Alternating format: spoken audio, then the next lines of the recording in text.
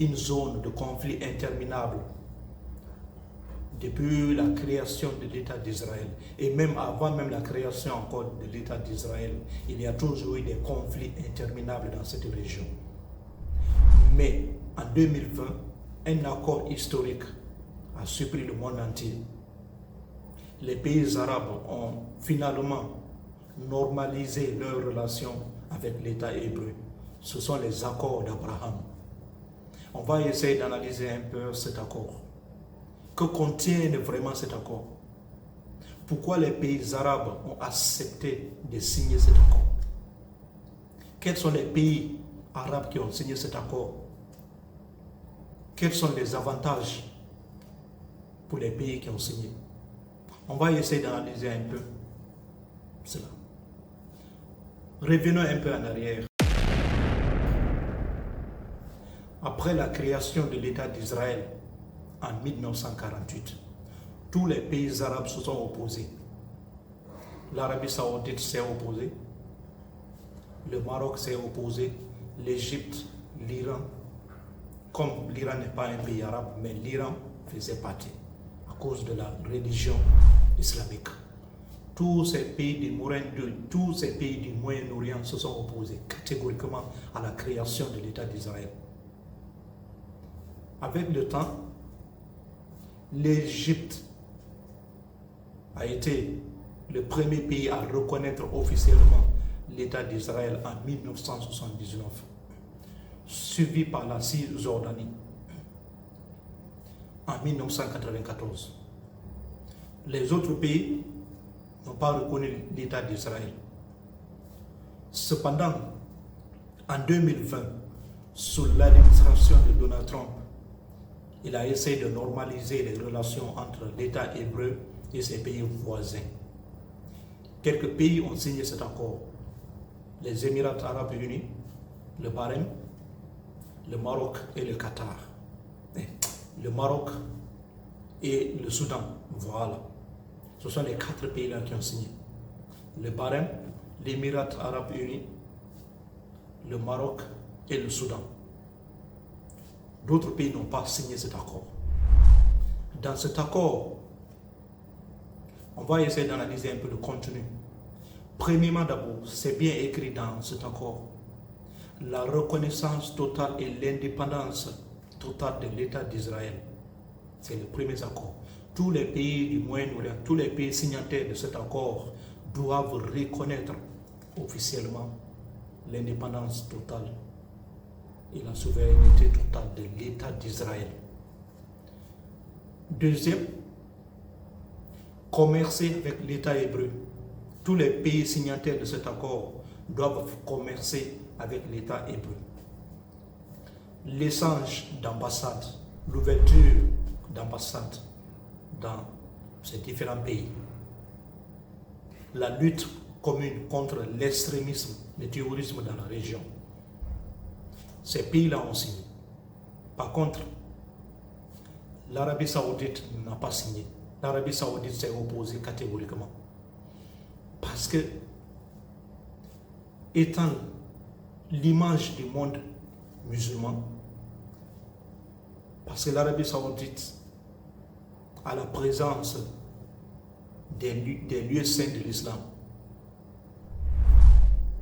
Là-bas, on a la mosquée du prophète. C'est là-bas aussi le Hajj s'effectue. Donc, l'Arabie Saoudite est considérée comme le foyer même de l'islam. Accepter officiellement l'État d'Israël serait considéré dans le monde musulman comme une trahison totale. Pour gérer cette réputation, l'Arabie Saoudite s'est retirée un peu. Pour eux, il faut parler aussi de la question palestinienne. La raison pour laquelle l'Arabie Saoudite n'a pas officiellement normalisé ses relations avec l'État hébreu, mais elle continue des relations secrètes avec l'Israël. L'échange de technologies, des drones, dans le secteur agricole, parce que l'Israël a des technologies de pointe dans ces domaines.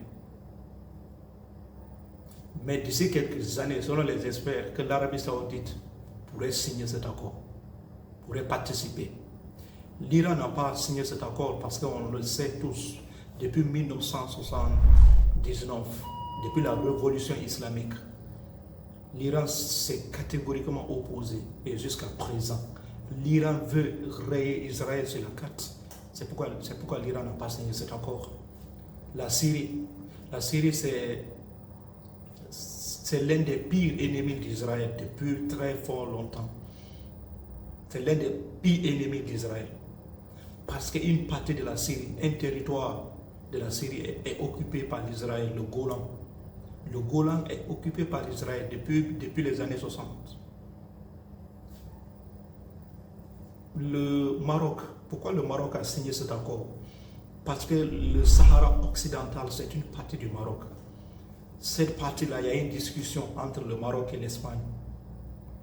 Le Maroc dit que ce territoire-là l'appartient. Il y a des discussions. Et l'Amérique a officiellement aidé le Maroc. L'Amérique reconnaît officiellement que ce territoire, c'est un territoire marocain. Donc en signant cet accord, le Maroc tire des avantages parce que l'Amérique les supporte. Le Soudan a signé cet accord parce que c'était obligatoire pour lui de signer cet accord. Parce que depuis très fort longtemps, le Soudan est considéré dans le monde occidental comme un État terroriste. C'est cet État-là qui soutenait les terroristes. Donc, les Américains les avaient sanctionnés. En signant cet accord, on les a retirés sur la liste des États terroristes. Et aussi avec des avantages énormes. La raison, c'est l'une des raisons pour lesquelles ces États-là ont signé cet accord et d'autres aussi n'ont pas signé. Et aussi la lutte commune contre l'Israël et la lutte commune contre l'Iran. Parce que pour eux, l'Iran est un ennemi plus dangereux même que l'Israël. En signant cet accord, on met nos forces ensemble pour lutter contre l'Iran.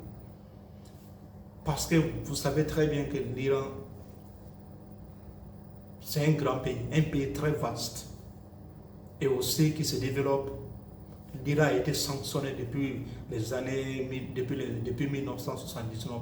L'Iran est sanctionné. Malgré tout ça, l'Iran se bat jour et nuit pour progresser.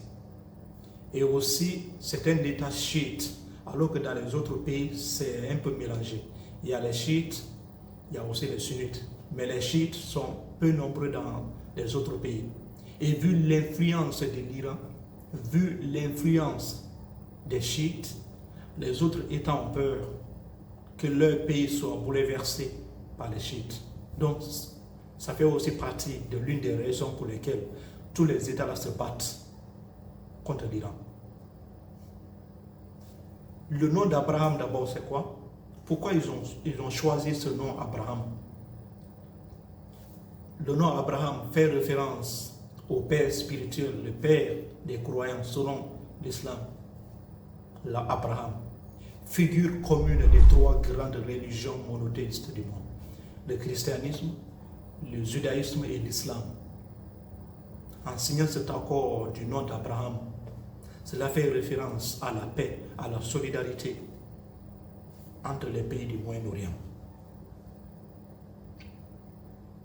Donc, on comprend clairement que ces pays-là ont signé cet accord pour se protéger, pour tirer aussi des avantages. Parce que depuis la signature de cet accord, tous ces pays-là ont reçu des aides américaines. Les Américains les ont aidés, l'Israël aussi les a beaucoup aidés avec les drones, avec aussi des technologies de pointe dans le domaine agricole, etc. Mais selon quelques organisations internationales, il y a eu beaucoup de débats sur ça. Pour beaucoup, c'est inacceptable en signant cet accord parce qu'on oublie catégoriquement la question palestinienne. Après la création de cet accord, les Palestiniens se sont révoltés. Il y a eu beaucoup de révoltes en Palestine. C'était vraiment difficile. Pour les Palestiniens, les pays signataires de cet accord les ont trahis. Ça a été une trahison totale. L'image est sur les réseaux sociaux un peu partout. selon les experts, ce n'était pas un accord de paix, mais plutôt un accord de profit, un accord d'avantage. Pourquoi ne pas parler de la question palestinienne? Pourquoi aussi la Palestine ne peut pas avoir son propre État indépendant? Pourquoi on oublie cette question? C'est ça aussi, selon les experts, il fallait aussi parler de cette question. Pourquoi ignorer ça? En ignorant cela,